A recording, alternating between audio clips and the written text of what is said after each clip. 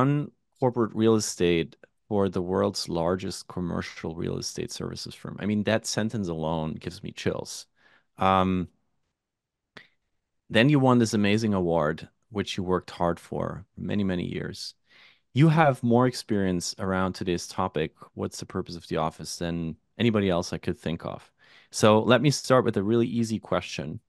Uh, I'm joking. If you compare the purpose of the office pre-pandemic with the purpose of the office that you see in 2024, what would you describe as the biggest difference? That's a great question. I think CRE leaders need to be a lot more purposeful and intentional around defining what you're asking, Felix. Really, what is the purpose of the office for an organization is not a one size fits all approach. I think one of the things that we learned, it was a trend that was already taking place, but certainly accelerated during the pandemic, was this whole idea that work doesn't just take place in the office. So recognizing the office is just an important node in the network of where work gets done, whether it's from your kitchen table, a coffee house, a client site, or in the office. We have to recognize the reality is that this is just a seamless network of where work gets done. And so we need to be extremely intentional around, well, then what is the purpose of the traditional office? And of course, one of my favorite sayings that I know you picked up on was, what are we doing as leaders to magnetize the office and really draw people into a place they want to be in, not because of a company mandate or because they're being told to come to the office. So what are the activities that we need to support as a corporate real estate leader for those employees who do decide to choose to come to the office? What do they need to do to be their most productive self at work? Wow, that was a lot. So, deciphering what you said in the beginning is the whole notion of the office changing from being one piece, you called it node in a network. That's such a strong metaphor. While it used to be the home outside of home, it used to be the physical space where everybody would spend most of their time.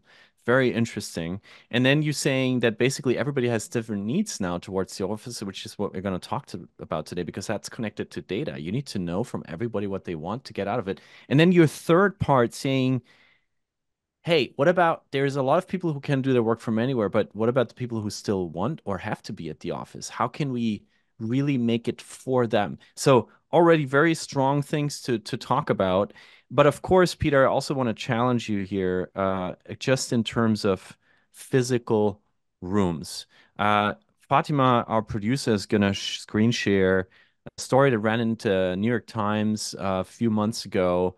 Real estate professor Steven Van Newberg from Columbia Business School, he warned of what he called an urban doom loop sparked by remote work, and compared current commercial real estate downturn in New York City specifically, but also in other places in the country, to the early 1990s, to after 9/11, to during the 2008 financial crisis, like a crazy, crazy transformative and disruptive time.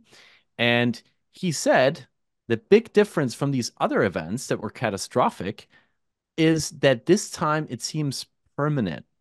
And then there are these crazy graphics that have been part of the story. And the first graphic in the story is New York City's vacant office space could fill 26.6 Empire State Buildings.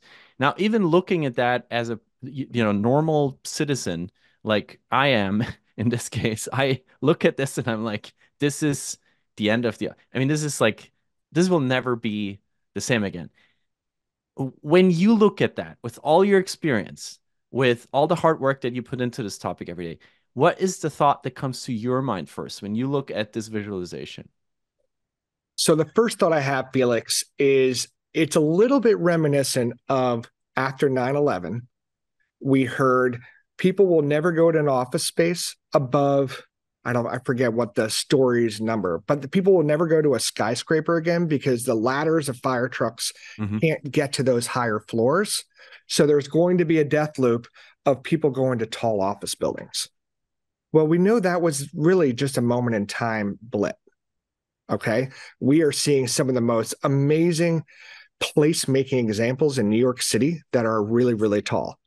You have Hudson Yards, you have SL Green's One Vanderbilt, you have all these amazing trophy buildings that have very little vacancy because what you're seeing and what we have been seeing is this flight to quality. Occupiers are voting with their feet to sacrifice quantity of space for quality of space. So, do I agree there's a certain permanence or lasting impact of what we're seeing? Without a doubt. But with that challenge, I feel like breeds opportunity. It breeds opportunity to create amazing sense of placemaking.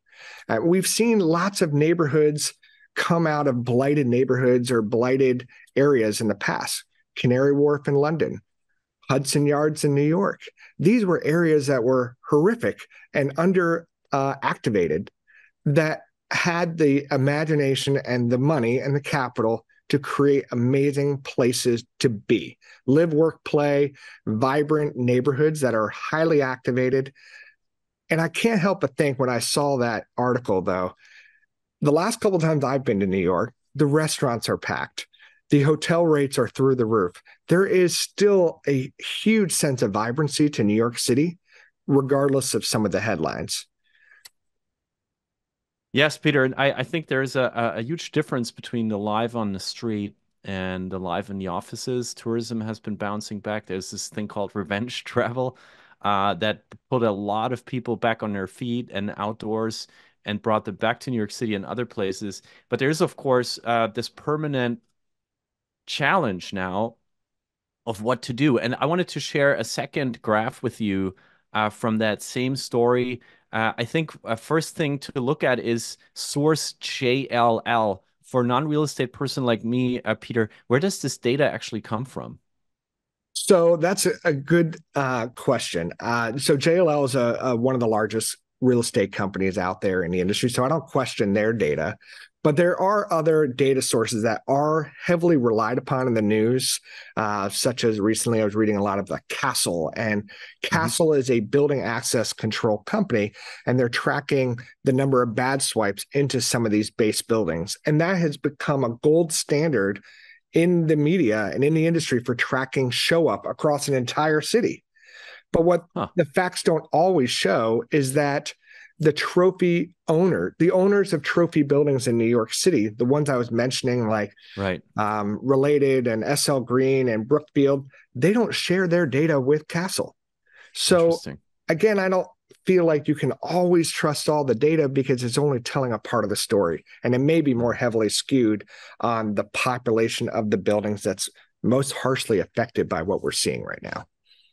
And of course, not every office has a badge. And I also assume that if I go for a lunch break, I swipe my badge multiple times. How do they like not Yeah. subtract Yeah, that? there's Like it's a tailgating, complicated there's all thing, right? sorts of Yeah. Wow. fallacies. So that means though that that a lot of the conversation that we are seeing in the media around this topic has a hard time to actually get the relevant data. And this is why also I'm so excited to have you on the show today because you have a different way of getting your data for CBRE.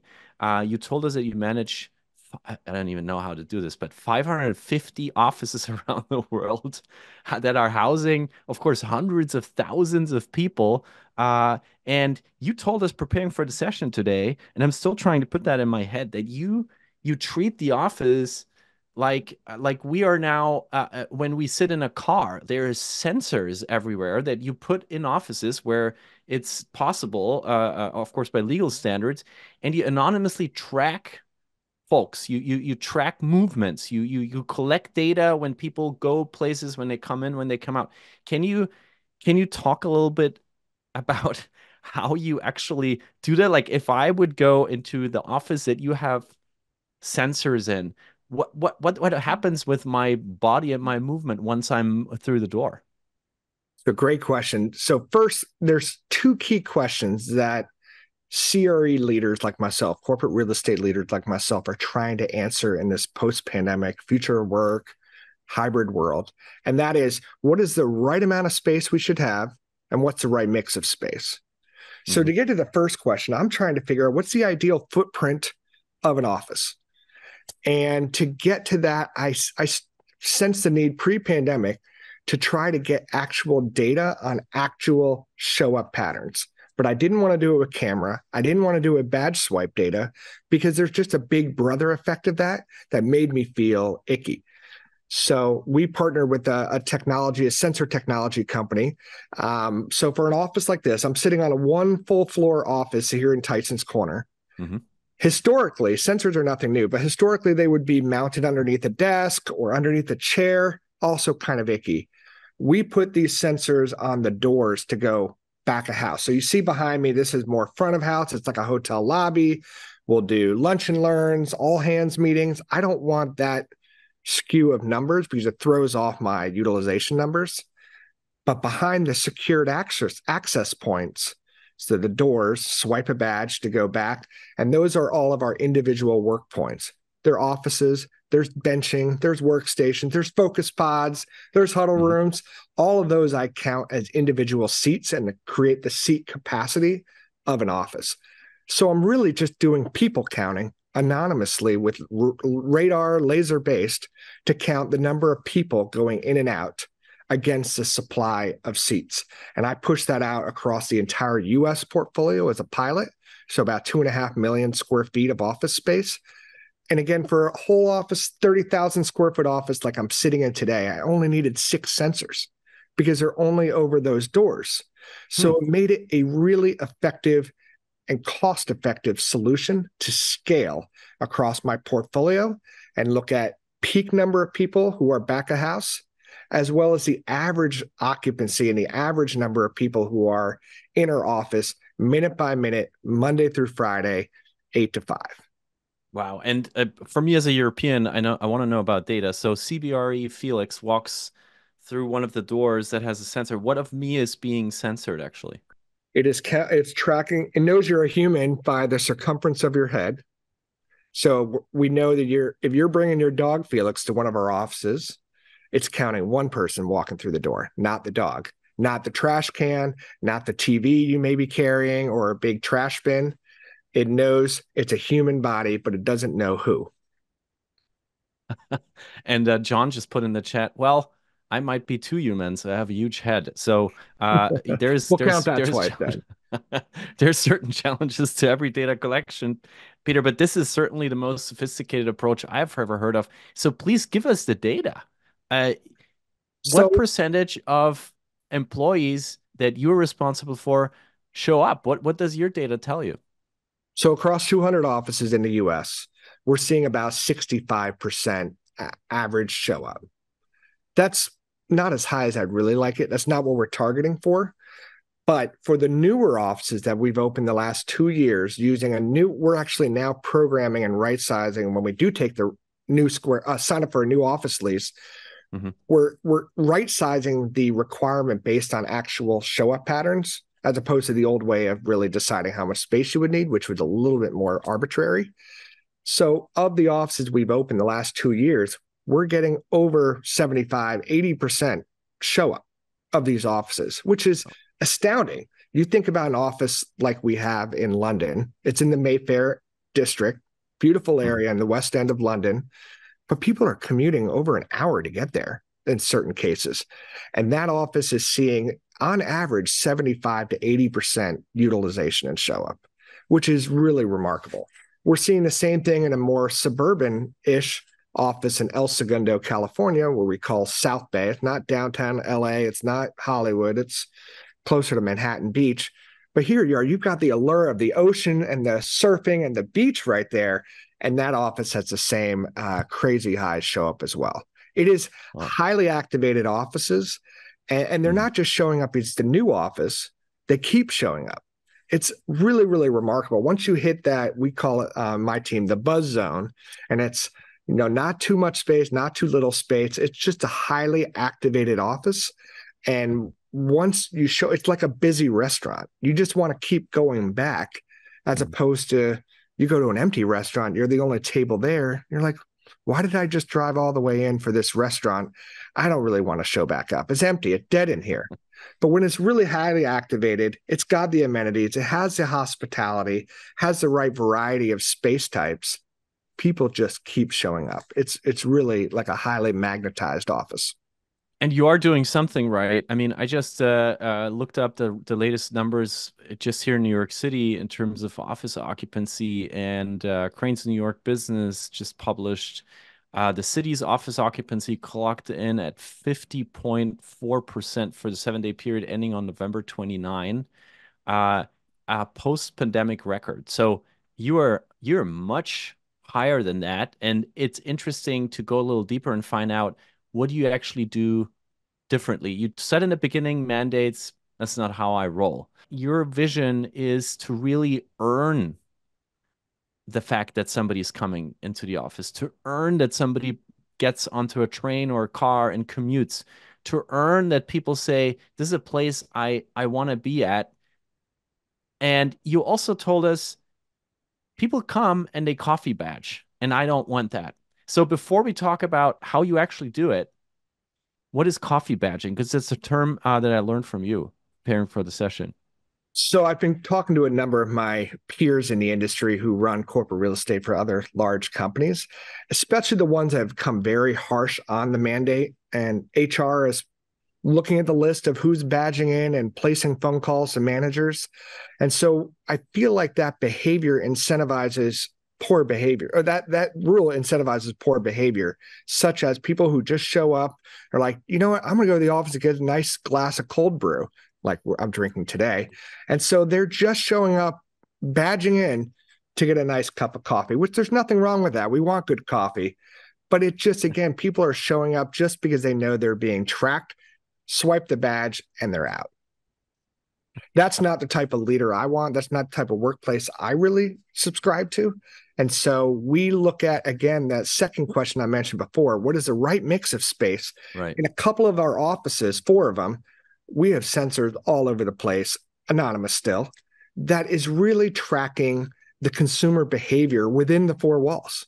How are people voting with their feet once they're inside the office? What type of meeting rooms are they gravitating to? You have 2 exactly configured meeting rooms next to each other with different technology. Which one is more popular? That sort of data is so enriching for someone like me who is really trying to understand the ROI of the investments we're making into the workplace. What is the right furniture? What's the right space types between offices and benching and workstations and focus pods, as well as the technology investments we're making? So it just blows my mind that for years we've been spending $1 billion a year, for example, on office space with no way to track the effectiveness of our investment. But can you share some examples, like things that you said it has been mind blowing? What are like what? Like 1 or 2 things that completely surprised you that you changed since? So one of them was one of the most popular space types we introduced about 2 years ago was more of a living room. So when you walk into the office, there's conference rooms, but then there would also be an intimate enclosed living room. That was a more informal gathering place to interview recruits or have a more informal, relaxed space type that's not just meeting in a conference room, a boardroom, or a private office. Hugely popular. We've rolled it out as a standard in our office kit of parts. But we noticed through the data that in our new Charlotte office, it wasn't getting used. And it's like, well, why is that? So we're able to dig in through the data. There were some outliers, like this one's just not being used, but in every other office, it's highly utilized. And we discovered that the way the room was laid out was just really long and narrow. And so it really eliminated that intimacy that the space is intended to provide. And so people didn't really feel comfortable in the space that's meant for people to be relaxed and informal and more comfortable. So that then led to a design change that we're going to tweak and make sure the living room is never configured as such. As another example, again, looking at those 2 meeting rooms next to each other, one was highly utilized, the other one wasn't. And we found the indoor air temperature of one of those rooms was through the roof. We had never gotten a complaint that it was just hot and stuffy. But once we went into the data, went to the Zoom room data, and it was just hot and stuffy. We're like, we wouldn't have known that unless we had really dug into the data. And so we can make some adjustments before we get that complaint.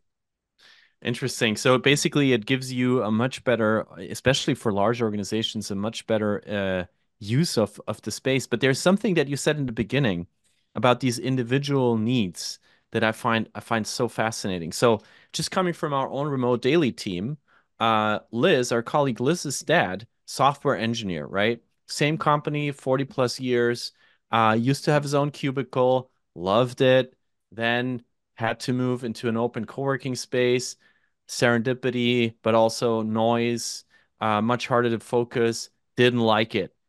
Others at his company loved it. And I think this story repeats itself over and over in so many different workplaces.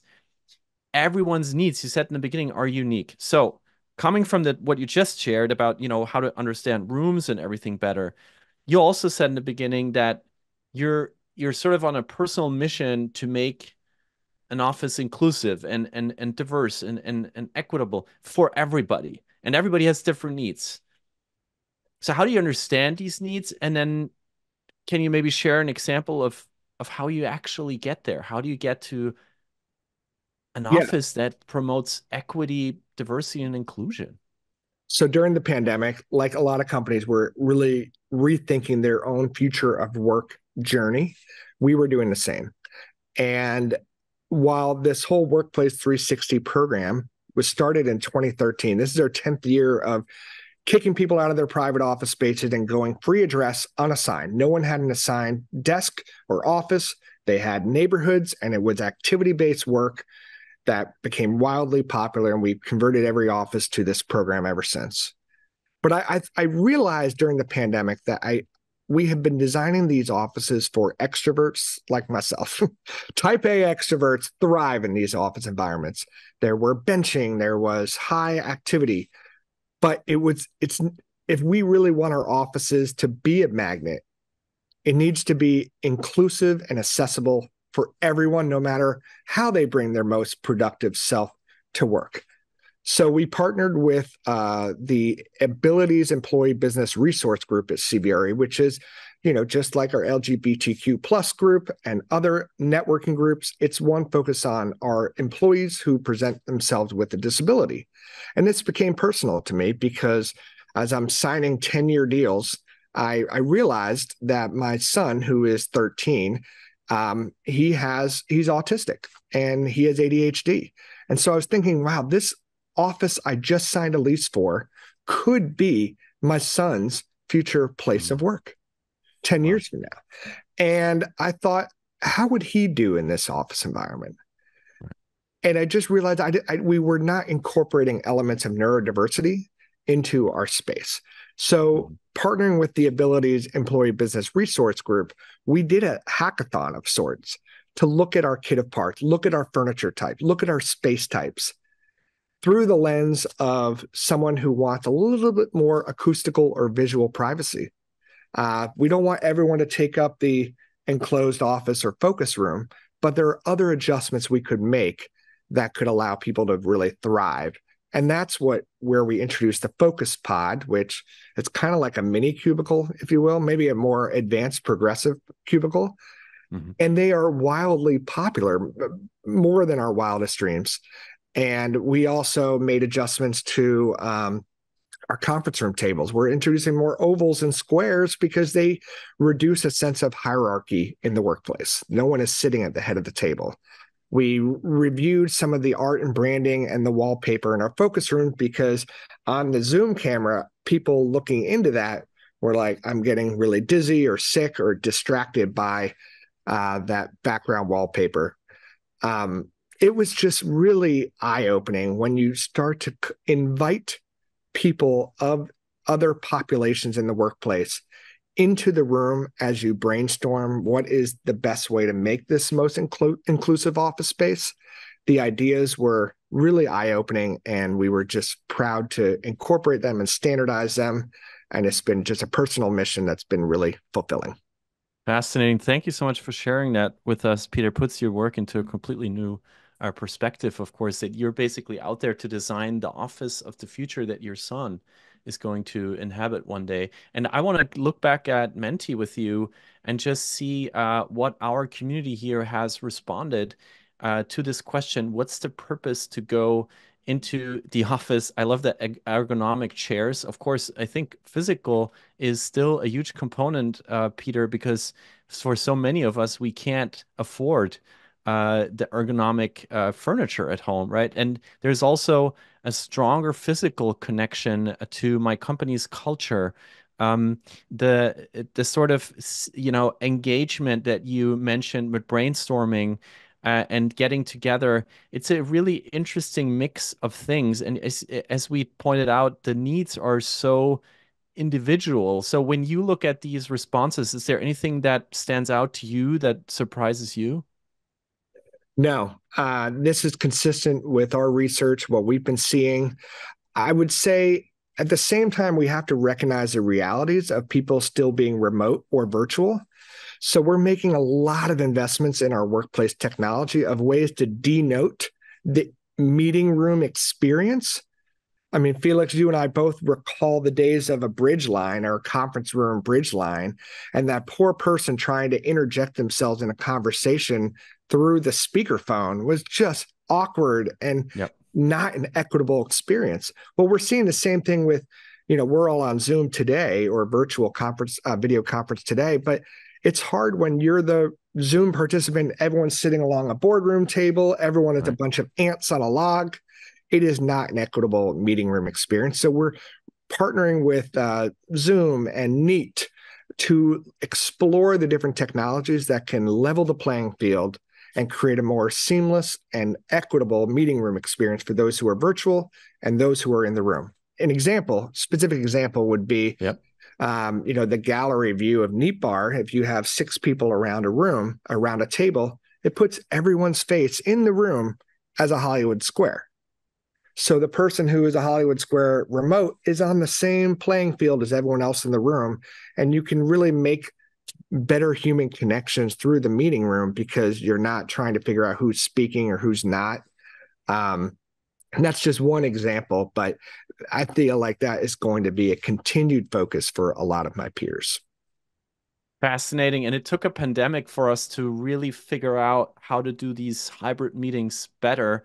And I love your example of that there is actually technology in the making that you're already using that enables the video call to pick up people as they're sitting in the room and put them on eye level, just like we are here on the Zoom call or on the live stream, so that there's no difference, almost no difference anymore. Of course, nonverbal communication still a huge difference, but there is no difference anymore in the visual experience for everybody that is taking part. And Peter, I think you also mentioned something preparing with us that there's now whiteboards that you can basically use, and they're hybrid whiteboards. So you write on the whiteboard physically, but the whiteboard technology enables the whiteboard to live in any other space at the same time. Is that correct?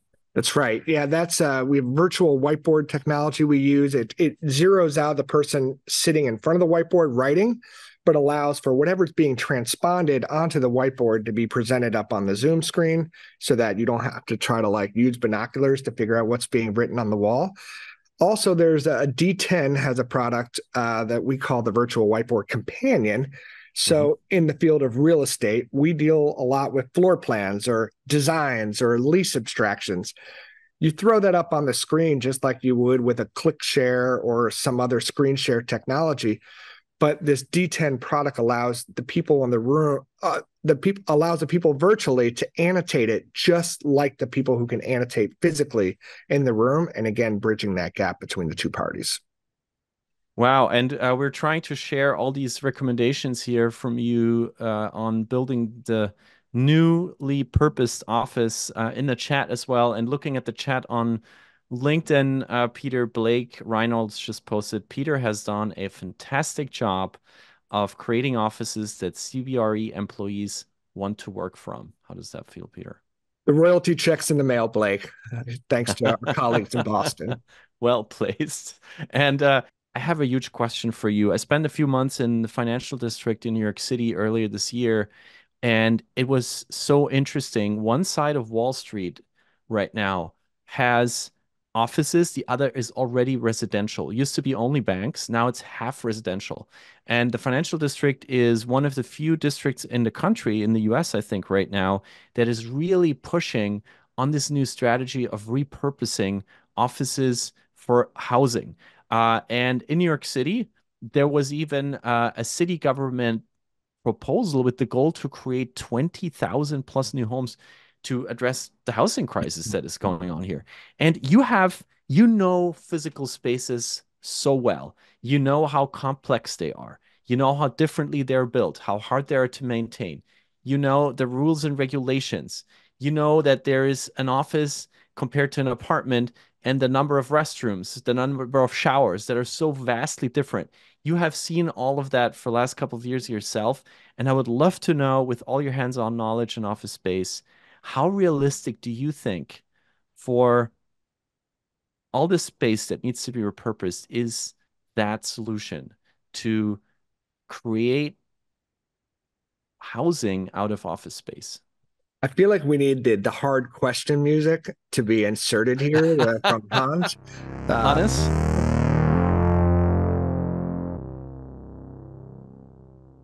Thank you, Hannes. Thank you Gives for gives Peter a entertaining few me more with that. moments to think.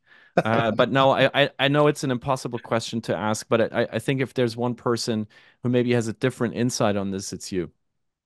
So first thing is that office buildings, when they were constructed not to live in. So that's the first thing you need to think about and start with. They don't have the plumbing and the electrical guts that houses and housing requires. Ceiling heights are another issue. When with all the different additions or converting, they may not then meet code for a standard 7 or 8 foot ceiling height clearance. But I feel like the biggest obstruction or obstacle is the issue of windows. So if you think about Mm. offices, typically have a long floor plate or a narrow floor plate, and you're thinking about light penetration, that would be, I think, standard expectation if you were to convert it to housing, that you would have at least some access to natural light. Those are some really, really tough challenges. And notwithstanding then the issue of capital, in this day and age, capital markets is down. Interest rates go up, harder for money to be filtered into commercial real estate. But it is a really interesting challenge to think about high demand for housing, especially low income housing, for Mhm. example, and the need for more walkability in some of these districts, like the financial district, which has not really typically had much residential there. Mhm. By putting in more boots on the ground, crime goes away, the placemaking and the activation goes way up, and it becomes a more desirable live, work, play. So I feel like everyone's intention is aligned to the idea of residential conversion. It's just hard, and so many stars need to align to make an asset suitable for housing. But even in DC alone, in Washington, D.C., where I sit outside, there's been about 2 million square feet of office space that's been converted to residential, but over 6 million has been proposed or in the works. So the Wow. interest is there. Uh, and when the stars align, it's a great solution. It's just physically hard. Wow, interesting. So what I hear from you is that you're saying this is going to happen. People are going to figure this out because it has to happen, but it is a very, very tough and undertaking. And what I know from the financial district is the conversion is so expensive, then you then end up with a lot of luxury housing, which is also, of Right. course, speaking to a limited target audience. So a lot to come there, and I hope we can invite you back on this topic, Peter, and play some more dramatic music. Let's look at the questions from the audience here. For a second, Fatima, please help us look into Menti and what we see here from our community, and maybe we can have more tough question music from Hannes, because I'm sure there's, uh-oh, here's the first one. Hannes, please play your sound so that Peter has a moment to think about. Peter, I think this is the best music for this question. What was your toughest decision over the last 3 years, Peter? I would say it's never easy to make a decision to close an office. There's Hmm. people, it's part of the routine, it's part of their day to day life. But sometimes you just need to right size the portfolio and try to drive people more towards a central hub location. Hmm. That is always just that's an easy but tough decision to make. I would say the other tough decision was it might have been just past 3 years. But when I first took on this role within CB, I was given the challenge by the CEO to help us define what does headquarters look like for CBRE. So defining the purpose and the intent of what Hmm. headquarters as a place means for CBRE, and there's different models you could do. It's a temporary headquarters, the rotating headquarters based on quarterly earnings call, or it could be like a traditional corporate campus, urban or suburban. We had to Hmm. define that and work with the executives to try to shape what was just a really, really interesting challenge as someone who's grown up in the real estate industry. And then where does it go? So we worked with different experts on Wow. labor and labor types to where should this headquarters be. We moved from our long-term headquarters in Los Angeles, started with a list of 263 cities, narrowed down to 10, narrowed down to two. And so about 3 years ago, we made the decision to relocate our corporate headquarters to Dallas, Texas.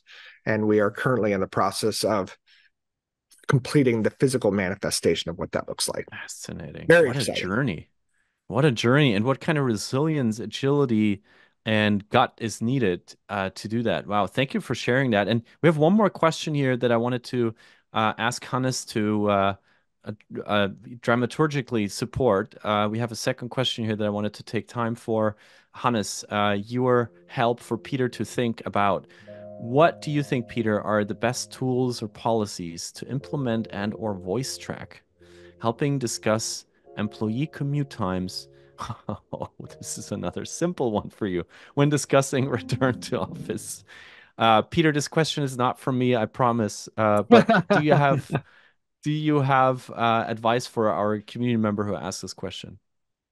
So I think when we make a big real estate decision, oftentimes we will look at the impact to our most important constituent base, which is our people, and how it will impact their day-to-day life. And Hmm. so fortunately, doing real estate for a real estate company, I have a lot of tools and experts at my disposal. One of them is it's kind of like commute optimizer, and I can take a anonymized file from HR. I can dump it in the tool, and it quickly maps out, if I'm choosing between two or three short list locations, I can very quickly, in a matter of 3 minutes, figure out the impact of all the sites on employees' commutes by group, by title, which is more costly, which has a more carbon impact. Um, and so that's probably the most helpful tool we have in really evaluating the impact of our real estate decision Mm. on commute. Because let's face it, in this day and age of hybrid work, people have the choice of where they want to work. And again, we want to encourage them. We want to earn their commute to our offices. I believe biasly that our office can support professional growth, productivity in all different ways that we work, but we cannot ignore the simple reality of how it will impact their commutes from a cost standpoint, carbon standpoint, Yeah. and just way of life. Wow. And allow me to ask a last question to you, Peter. We have learned so much from you today, and there's so many really promising examples of in your work that I think help even me, who is a very convinced and steady remote worker, to be excited about what the office can bring in the future. If I, I think we need Hannes again because this is the last one. So I chose a really tough one. Hannes, what's a hard question around the future sound like? Oh yeah. Peter, are you ready? I'm ready. All right. So thank you, Hannes. If you were to take us far into the future, and I'm saying far because everything is changing so quickly, let's say 10 years from now, um, the climate will have changed, not only in the office, but everywhere. AI will have played a much larger role in our lives. And of course, the demographics in the world are shifting. Just to name three major trends that probably will roll out around the next 10 years. How do you think we will look back at this time in regards to what you do every day? How do you think we will look back at our workplaces in 2023, 2024? So I think one is you mentioned AI, and I think that's a great one to bring up. Very sexy topic. Everyone's talking and thinking about it. A lot of tremendous company growth in the field of AI and generative AI. And I think in the immediate term, so not 10 years, but immediately, we're going to see some incredible efficiencies in my industry and my field on how CBRE and other companies deliver services. So I have 550 offices. Each one of those has a lease associated with them.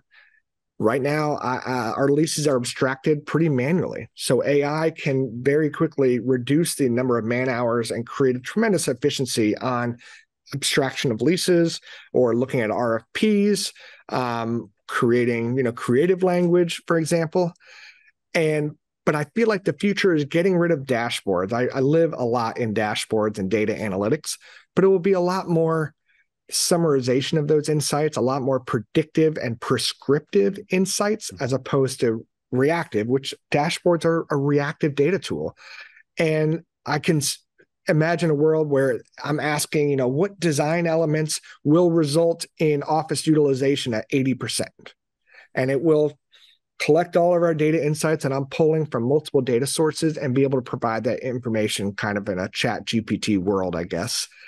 So I'm personally excited to see some of the use cases as they create efficiencies, productivity, but also just incredible brain power advancements in my field.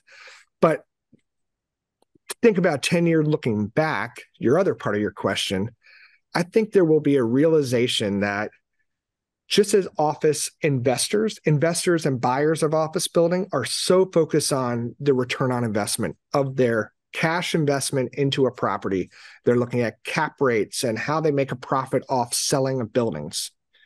The occupiers of real estate like me, I'm not looking to make a profit off the office space I inhabit. It's a cost. Mm-hmm. It's meant to be a productivity gain for the growth of our business revenue. But there's never been an intentional view on the effectiveness or the ROI on this cost basis investment. Never. So how can we prove out the investment in beautiful office spaces like this is actually having a material impact on employee engagement, attraction of talent, retention of talent, business growth? And I feel like 10 years from now, it's going to be so much more tied into and a recognition of the importance of place and the importance of placemaking within the office and the workspace that we have just never measured historically. Interesting. It reminds me of what we do here in Remote Daily, because community building in a workplace is also very hard to measure. But we know that it works, but it's so hard to prove it and to have the ROI attached to it. And I didn't know that it was the same thing with with the physical spaces that we use to build community, that we use to engage and empower people. And thank you for leaving us with that beautiful image of that in the future having been enabled and having led to much better places that we all inhabit. Thank you so much, Peter. What would you like to leave us with today? Any mantras, announcements, anything you would like to share with us before we part ways? Well, first, thank you so much, Felix. It's been so enjoyable spending time with you today and your incredible team. This is an awesome example of community building. You've created a sense of place in the virtual sense. The challenge is on me and my colleagues to create that same sort of strength of community and placemaking just in the physical manifestation. And it's a great reminder of just asking really intelligent questions and thinking purposefully and with a sense of intent that we can create amazing places together. So thank you very much. Mic drop. What can I say? Thank you for your kind words, Peter. What a way to close the show with applause from the Executive of the Year in corporate real estate, Peter Van Emburgh.